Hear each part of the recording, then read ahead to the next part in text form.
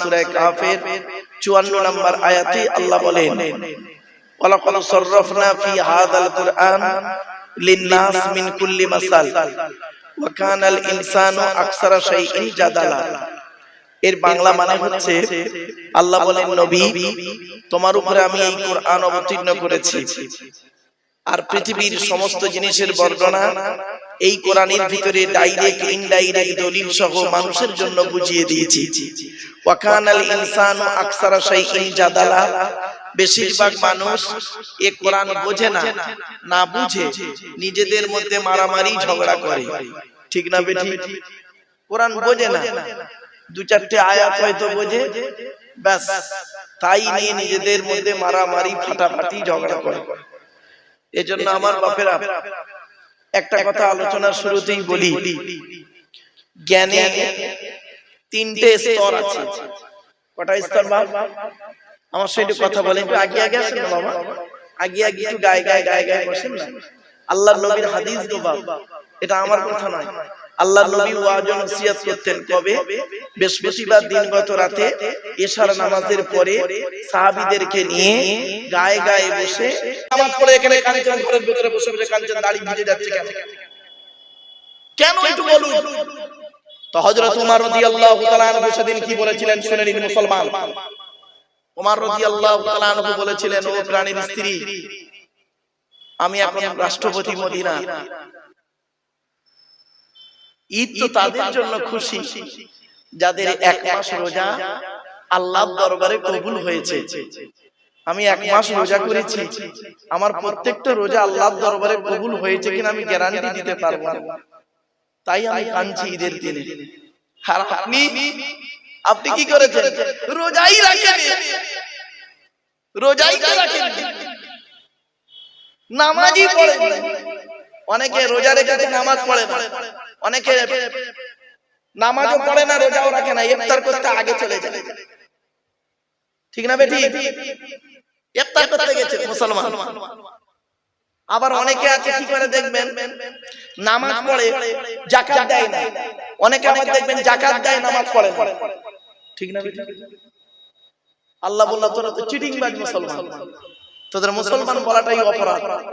আপনি কি ভাবেন আপনি মুসলিম? কে বললো আপনাকে মুসলমান? আপনাকে মুসলমান বললো কে? কোরআন আপনাকে মুসলমান বলেছে? এত সোজা নয়। নবী বলেছেন আপনাকে মুসলমান, এত সোজা নয়। মুসলিম হতে গেলে তার যা শর্তগুলো আপনার মধ্যে আছে, আপনার মধ্যে নেই তো। আপনার বডির মধ্যে শুধু গালে দাঁড়িয়ে আছে, মাথায় টুপি আছে, গোল পিরান পরে আছে, লা ইলাহা ইল্লাল্লাহ মুহাম্মাদুর রাসূলুল্লাহ বলে এইটুকুই তো বলেন, আর কিছু তো জানেন না। আপনি কোথায় আছেন বাপ? কথাগুলো শুনতে আপনার একটু টক লাগবে, কিন্তু মনে রাখবেন টক কাদের উপকার জানেন? যাদের দেহে ইউরিক অ্যাসিড আছে তাদের উপকার। আমার কথা একটু শুনতে আপনাদের তিতো লাগবে, তিতো কাদের উপকার জানেন? যারা সুগার রোগী তাদের তিতো উপকার। বাস্তবটাই বললাম বাবা, চলুন একটা একটা করে বলে যাচ্ছি, একটা একটা করে আপনাদেরকে বলি বাবা।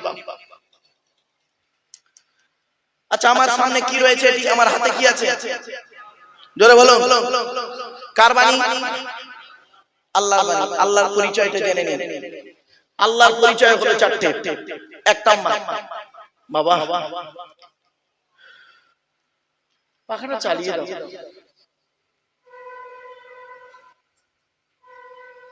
আমার মনে হয় বাবা কিয়ামতের মাঠে দুহাত উপরে সূর্য আসবে না? শুনেছেন তো? এই আলোটার এত তাপ ভাষায় বলা যায় না। আপনারা এইভাবে জলসা দেবেন না বাবা, এটা জলসার নিয়ম নয়। যাই হোক, আপনারা তো আবেগী মানুষ, চলো। আল্লাহর পরিচয় হলো চারটি। কটা বাবা?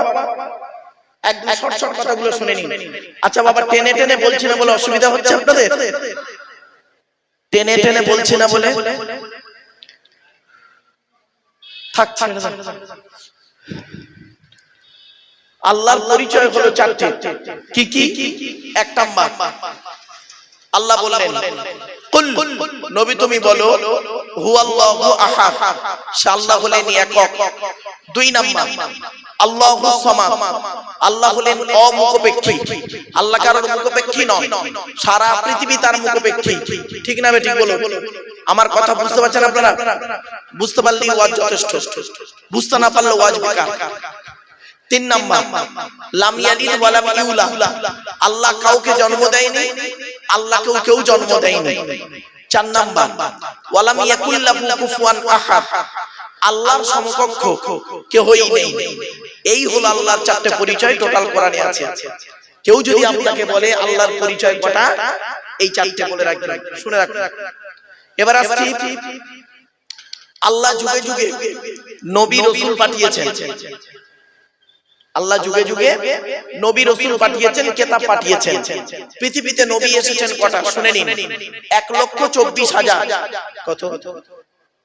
মাথায় রাখুন। রাসূল এসেছে কটা? 313 অথবা 315টা। এবার আসছি, কিতাব এসেছে কটা? কিতাব 104টা। কত কত কত? 104। এগুলো মনে রাখুন। 100টা হলো সহিফা, ছোট ছোট চিরকুট।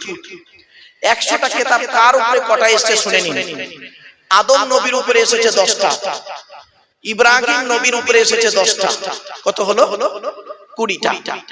ইদ্রিস নবীর উপরে এসেছে 30টা। কত হলো? 50টা। আর শীস নবীর উপরে এসেছে 50টা। কত হলো? 100টা। এবার আসছি, 101 নাম্বার কিতাবের নাম কি? কিতাবটার নাম হলো তাওরাত, নবীটার নাম হলো মুসা নবী। কিতাবটি এসেছে হিব্রু ভাষায়, কিতাবটি এসেছে 40 দিন ধরে। কিতাবটি হলো 1000 পারা বা খণ্ড বিশিষ্ট। কত পারা? 1000। এগুলো মনে রাখুন, 1000 পারা বা খণ্ড বিশিষ্ট। কিতাবটি এসেছে রমজান মাসের 6 তারিখে আল্লাহ নাযিল করেছে। 102 নাম্বার কিতাবের নাম কি? কিতাবটার নাম হলো জবুর, নবীটার নাম হলো দাউদ নবী, সুলাইমান নবীর বাপ দাউদ নবী। কিতাবটা হলো 150 পারা বা খণ্ড বিশিষ্ট। কিতাবটি হলো গ্রিক ভাষায়। কিতাবটি এসেছে রমজান মাসের 8 তারিখ আল্লাহ নাযিল করেছে। 103 নাম্বার কিতাবের নাম কি? কিতাবটার নাম হলো ইনজিল, নবীটার নাম হলো ঈসা। কিতাবটি হলো 27 পারা বা খণ্ড বিশিষ্ট। কিতাবটি হলো সুরিয়ানি ভাষায়। কিতাবটি এসেছে রমজান মাসের 18 তারিখে। 104 নাম্বার কিতাবের নাম কি? কিতাবটার নাম হলো কোরআনুল মাজিদ, নবীটার নাম হলো মুহাম্মদ সাল্লাল্লাহু আলাইহি সাল্লাম। কিতাবটি হলো আরবি ভাষায়। কিতাবটি হলো 30 পারা বা খণ্ড বিশিষ্ট। কিতাবটা এসেছে রমজান মাসে লাইলাতুল কদরের রাতে। কিতাবটার পরিচয়টা আপনাদের দিই, তবে সুবহানাল্লাহটা দয়া করে জোরে বলতে হবে, পারবেন? চলো। এ কোরআন আল্লাহর তরফ থেকে জিবরাইলের মাধ্যমে হযরত মুহাম্মদ সাল্লাল্লাহু আলাইহি সাল্লামের উপরে আরবের মক্কা নগরের নিকটবর্তী একটি গুহাটির নাম হলো হেরা। হেরা নামক গুহাতে 610 খ্রিস্টাব্দে 1 ফেব্রুয়ারি সোমবার, কত বললাম? তারিখটা কি বললাম? 610 খ্রিস্টাব্দে 1 ফেব্রুয়ারি সোমবার। এগুলো মনে রাখবেন। আপনি ওয়াজ শুনতে বসেছেন, আলতু ফালতু লোকের কাছে বসেননি, মনে রাখবেন।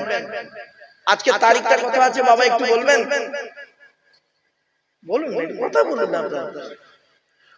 আজ 25 এপ্রিল, তাই তো?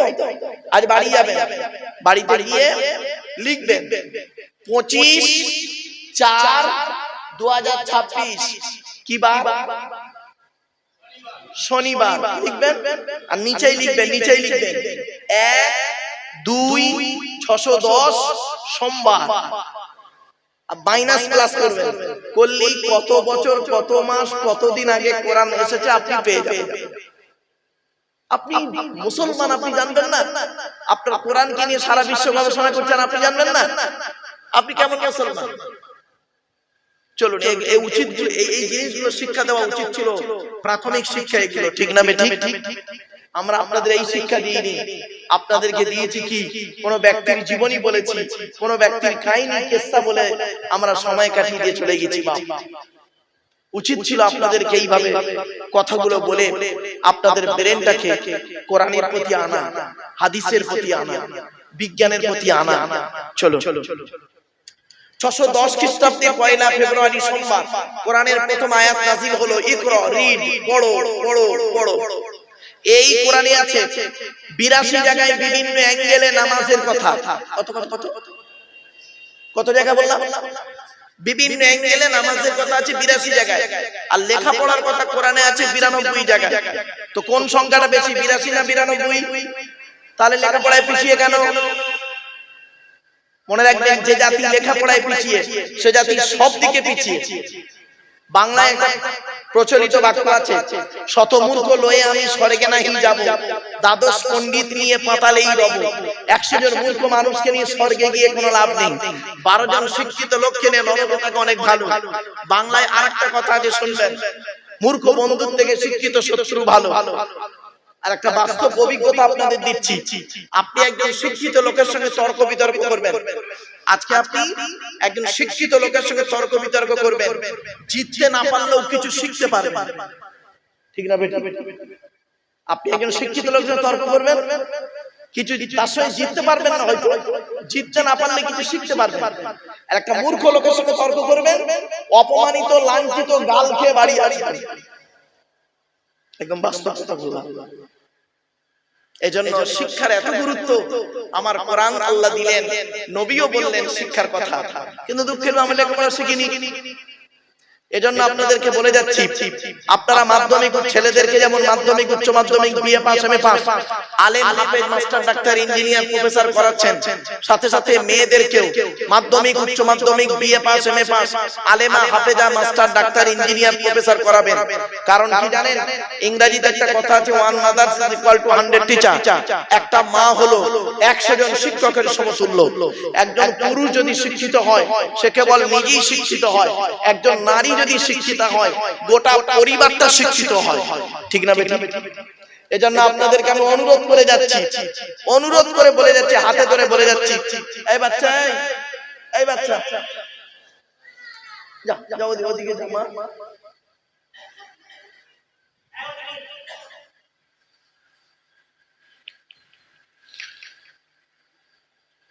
চুপ করে বস, চুপ করে বস, আচ্ছা বস বস।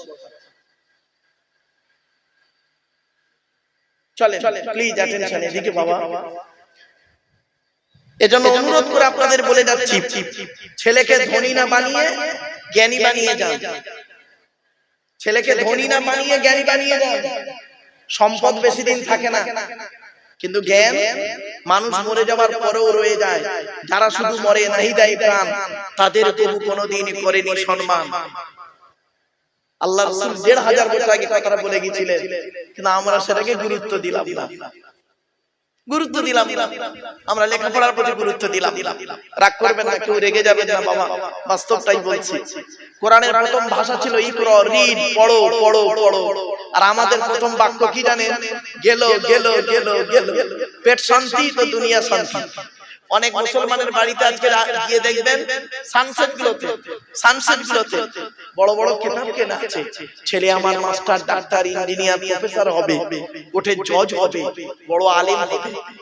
আর অনেক মুসলমানের বাড়িতে গিয়ে দেখবেন সানসেট গুলোতে বিশাল বড় বড় তরকারির হাঁড়ি আছে, মাল বগরাইতে বেরোবে, উনি ওইটা রেখে দিয়েছে।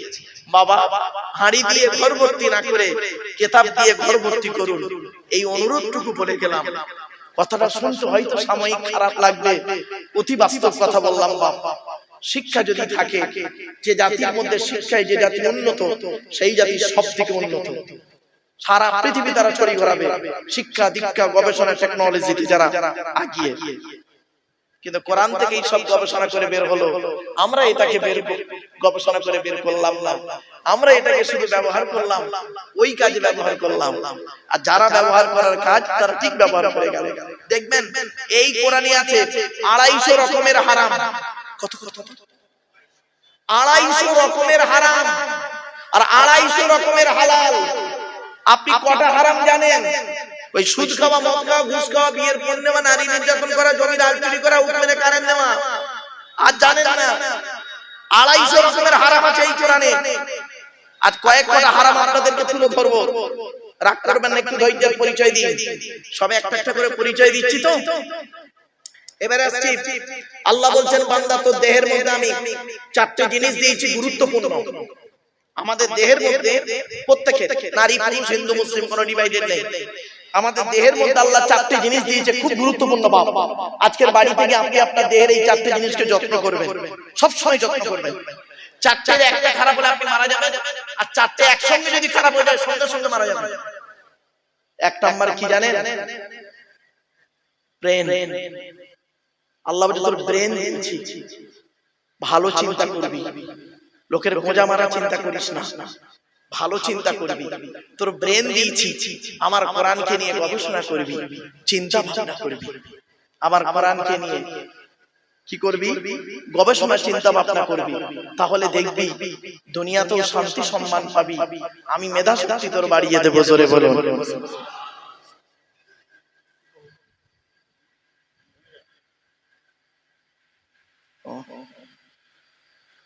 আমার বাপেরা, এজন্য আল্লাহ ব্রেন দিয়েছে, খুব বড় নিয়ামত।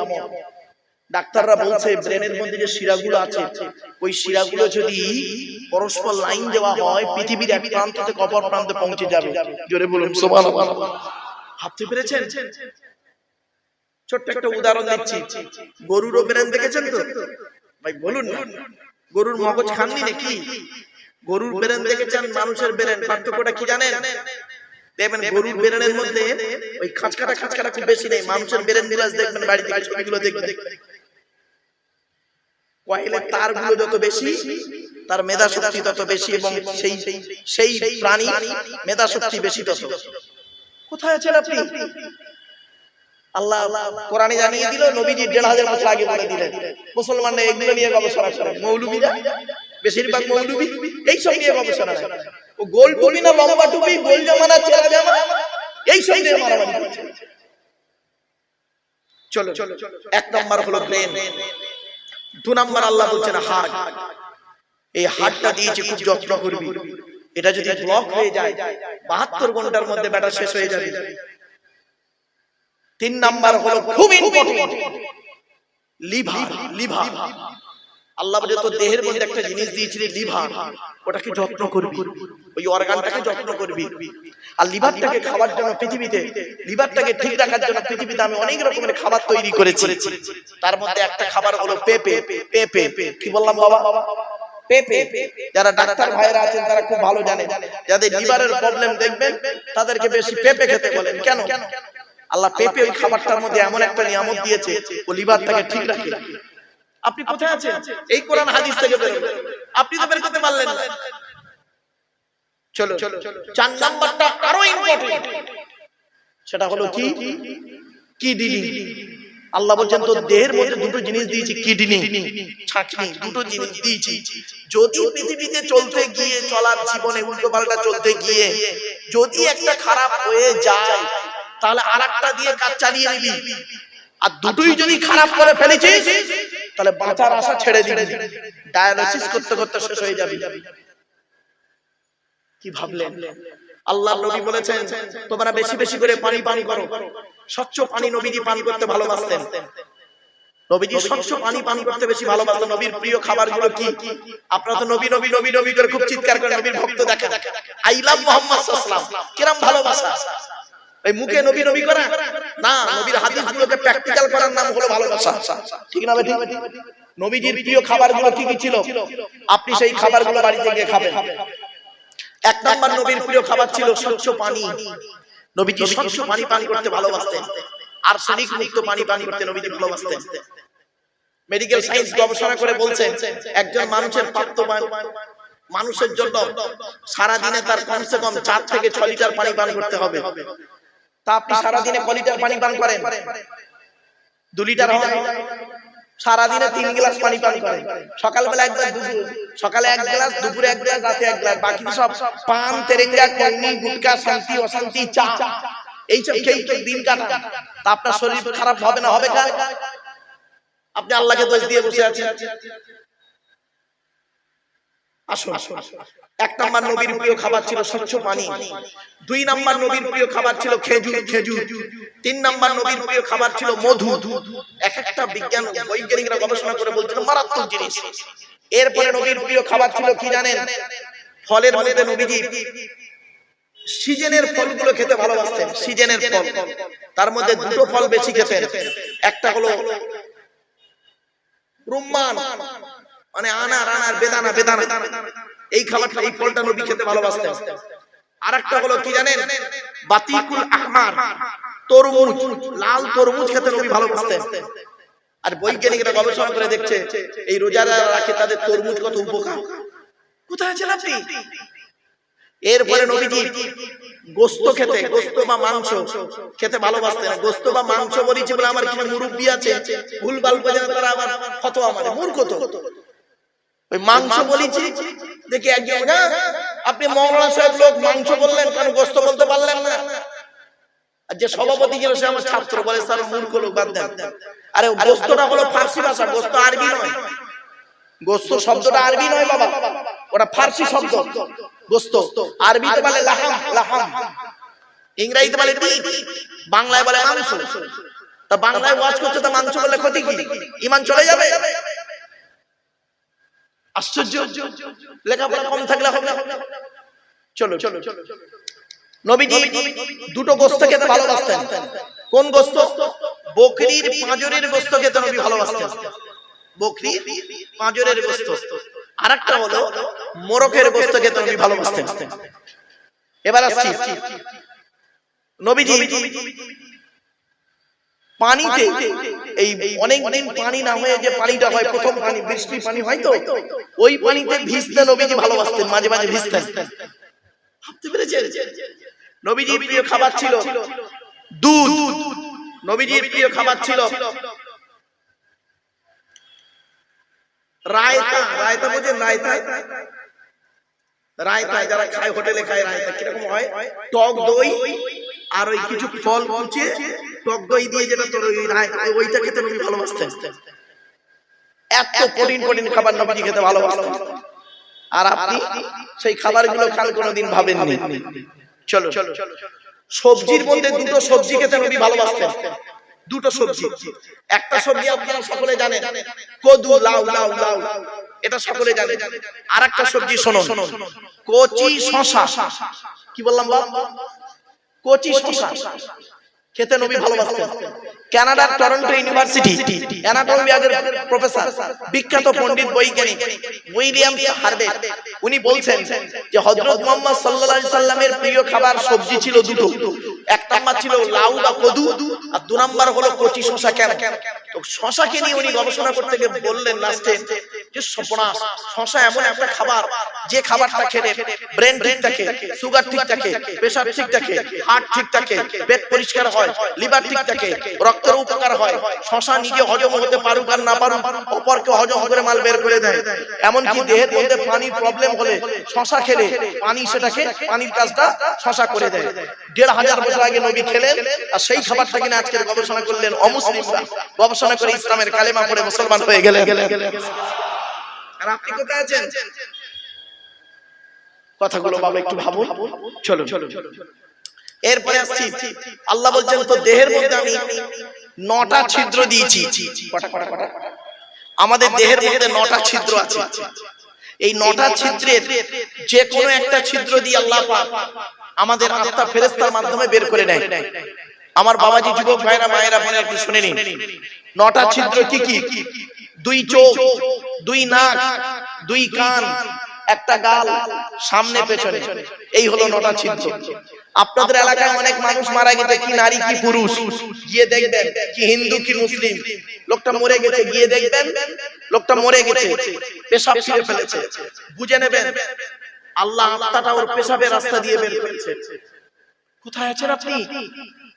লোকটা মারা গেছে, গিয়ে দেখবেন পায়খানা ফিরে ফেলেছে, বুঝে নেবেন আল্লাহ ওর আত্মাটাকে পায়খানা রাস্তা দিয়ে বের করেছে। লোকটা মারা গেছে, দেখবেন লোকটার চোখটা চেয়ে আছে। লোকটা মারা গেছে, গালটা হাঁ করে আছে। লোকটা মারা গেছে, ঘাটটা বেঁকে আছে, হাতটা খিচে আছে। আবার দেখবেন লোকটা মারা গেছে, দেখলে মনে হবে লোকটা ঘুমিয়ে আছে। কিভাবে মরতে চান? ঈমান নিয়ে যদি সততার সঙ্গে মৃত্যুবরণ করতে চান, তাহলে বাবা এই কোরআন হাদিস ইজমা কিয়াসের কিছু কথাগুলো শুনে প্র্যাকটিক্যাল করে অর্থাৎ আমল করে বাড়ি যান। চলো, আপনাদের এলাকায় কোনো মানুষ মারা গেলে সর্বপ্রথম আপনারা তাকে কি করেন? মুসলমানরা আমরা তাকে কি করি? গোসল দিয়ে, কাফন পরিয়ে, জানাজা পরিয়ে, মাটি দিয়ে চলে আসি, তাই তো নাকি? আচ্ছা, 20 দিন পরে কোনদিন কবরের দুটো বাঁশ সরিয়ে দেখেছেন কেমন আছে? দেখেন, একবার দেখবেন, চিন্তা ভাবনা পাল্টে যাবে। কি হয় জানেন? মানুষকে মাটি দিয়ে আসার পর সর্বপ্রথম দেহের যে অঙ্গটা পচন ধরে, তার নাম হলো নাক। এজন্য মানব দেহ যখন গরম হয় সর্বপ্রথম ঘামে এই নাক। 6 থেকে 8 দিন পর, 6 থেকে 8 দিনের মধ্যে মাথার চুলগুলো, গায়ের লোমগুলো, হাতের নখগুলো খসে খসে পড়ে যায়। 10 থেকে 12 দিন পর ব্রেনটা পচে গিয়ে নাক দিয়ে, কান দিয়ে, গাল দিয়ে গলাতে থাকে। 18 থেকে 20 দিন পর পেটটা ফেটে যায়, পোকায় তৈরি হয়। 2 মাস পর চামড়া মাংস পোকায় খেয়ে নেয়। 2 বছর পর দেহের সমস্ত হাড়গুলো মাটি খেয়ে নেয়, কয়েক কটা হাড় ছাড়া। কোথায় গেল ও সুন্দরী নারীরা, ও সুন্দর যুবকেরা, কোথায় গেল তোমাদের সুন্দর দেহ? মাটির দেহ মাটি হবে, পুড়ে হবে ছাই। এ দেহ পচা দেহ, গরব কিসের ভাই? বাড়ি থেকে একটু ভাববেন কথাগুলো। এই ভাবনাটাই আমাদের মধ্যে নেই, তাই ওয়াজের প্রতি আমাদের কোনো গুরুত্বই নেই। মানুষকে মাটি দিয়ে আসার পর যে ঘরটায় আমরা রেখে আছি, ঘরটার নাম হলো কবর।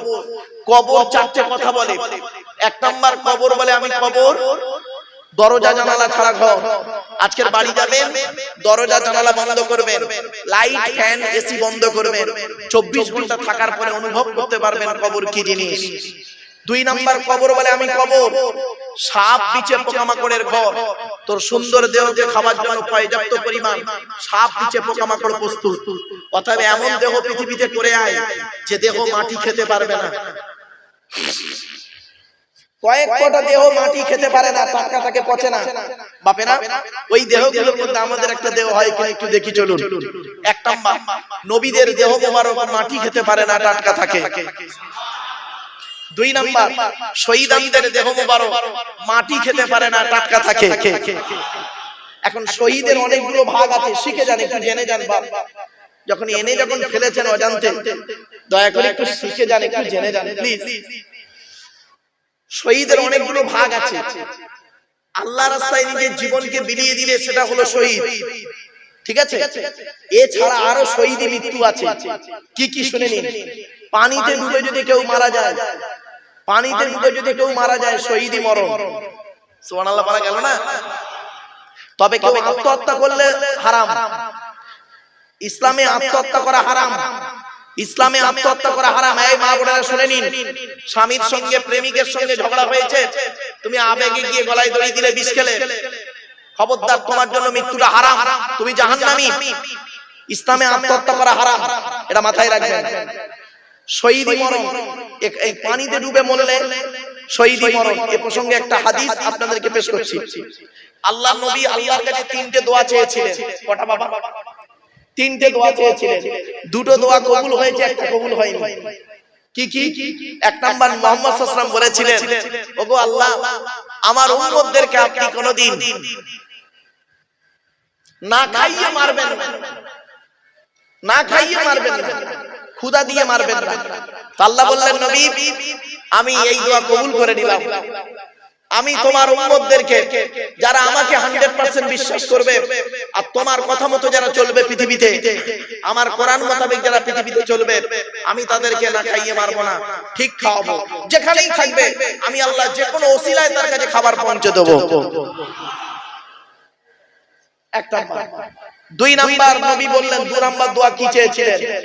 ওগো আল্লাহ, ওগো দয়াময়, আমার উম্মতদেরকে আপনি ওই ফেরাউনের দলবলকে যেমন পানিতে ডুবিয়ে মেরেছেন, ওইভাবে আমার উম্মতদেরকে যেন পানিতে ডুবিয়ে মারবেন না, আমার উম্মতদেরকে আপনি পানিতে ডুবিয়ে মারবেন না।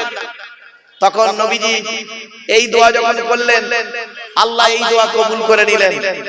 আল্লাহ বললেন, নবী তোমার উম্মতদেরকে আমি কোনোদিন পানিতে ডুবিয়ে মারবো না।